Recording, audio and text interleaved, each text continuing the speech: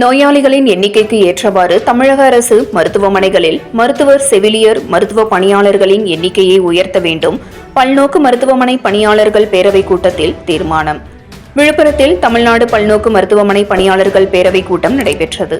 மாநில பொதுச் செயலாளர் டாக்டர் ஆர். சாந்தி தலைமையில் நடைபெற்ற இந்த பேரவைக் கூட்டத்தில் கடைநிலை பணியாளர்கள் மாநிலம் முழுவதும் இருந்து கலந்து கொண்டனர்.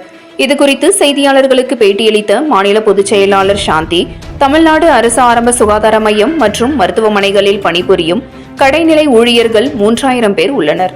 இவர்களில் 840 ஊழியர்களுக்கு மட்டுமே பண பாதுகாப்பு ஊதிய உயர்வு வழங்கப்பட்டுள்ளது.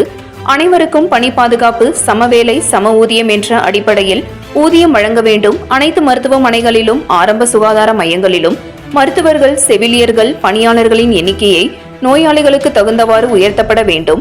தற்பொழுது தமிழக அரசு ஆரம்ப சுகாதார மையங்களில் ஷிப்ட் முறையை அறிமுகப்படுத்தியுள்ளது. இதில் காலை 6 மணிக்கு பதிலாக 7 மணி முதல் ஷிப்ட் துவங்கப்பட வேண்டும். தற்காலிகமாக பணியாளர்களை ஒப்பந்த அடிப்படையில் இல்லாமல் பணி நிரந்தரம் செய்வதற்கான நடவடிக்கைகளை மேற்கொள்ள வேண்டும் என்று பல்நோக்கு மருத்துவமனை பணியாளர் பேரவைக் கூட்டத்தில் தீர்மானங்கள் நிறைவேற்றப்பட்டுள்ளதாக தெரிவித்தார். இந்த நிகழ்ச்சியில் மாநில கௌரவ தலைவர் ரவீந்திரநாத், விழுப்புரம் நிர்வாக அலுவலர், அரசு மருத்துவர் சிங்காரம், AITUC மாநில செயலாளர் சவுந்தரராஜன் மற்றும் பல்நோக்கு மருத்துவ பணியாளர்கள் பேரவைக் கூட்டம் நிர்வாகிகள் கலந்து கொண்டனர். 7 Green நியூஸ் செய்திகளுக்காக விழுப்புரம் மாவட்ட செய்தியாளர் S. கலைக்குமார்.